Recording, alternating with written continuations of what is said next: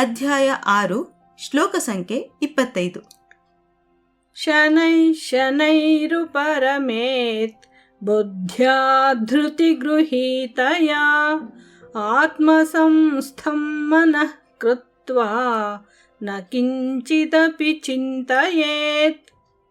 ಶನೈ ಶನೈರುಪರಮೇತ್ ಶನೈ ಶನೈರುಪರಮೇತ್ ಬುದ್ಧ್ಯಾ ಧೃತಿಗೃಹೀತಯಾ ಬುದ್ಧ್ಯಾ ಧೃತಿಗೃಹೀತಯಾ ಆತ್ಮಸಂಸ್ಥಂ ಮನಃ ಕೃತ್ವಾ ಆತ್ಮಸಂಸ್ಥಂ ಮನಃ ಕೃತ್ವಾ ನ ಕಿಂಚಿದಪಿ ಚಿಂತಯೇತ್. ನ ಕಿಂಚಿದಪಿ ಚಿಂತಯೇತ್. ಶನೈ ಶನೈರುಪರಮೇತ್ ಬುದ್ಧ್ಯಾ ಧೃತಿಗೃಹೀತಯಾ ಶನೈ ಶನೈರುಪರಮೇತ್ ಬುದ್ಧ್ಯಾ ಧೃತಿಗೃಹೀತಯಾ ಆತ್ಮಸಂಸ್ಥಂ ಮನಃ ಕೃತ್ವಾ ನ ಕಿಂಚಿದಪಿ ಚಿಂತಯೇತ್. ಆತ್ಮಸಂಸ್ಥಂ ಮನಃ ಕೃತ್ವಾ ನ ಕಿಂಚಿದಪಿ ಚಿಂತಯೇತ್.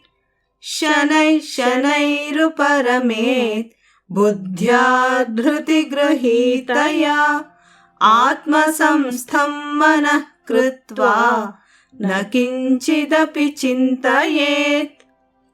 ಶ್ಲೋಕಾರ್ಥ. ಮನಸ್ಸನ್ನು ಸ್ಥಿರವಾದ ಬುದ್ಧಿಯಿಂದ ಮೆಲ್ಲನೆ ನಿಗ್ರಹಿಸಬೇಕು. ಹೀಗೆ ಆತ್ಮನಲ್ಲಿ ಮನಸ್ಸನ್ನು ಸ್ಥಿರಗೊಳಿಸಿದ ಮೇಲೆ ಬೇರೆ ಯಾವುದನ್ನೂ ಆಲೋಚಿಸಬಾರದು.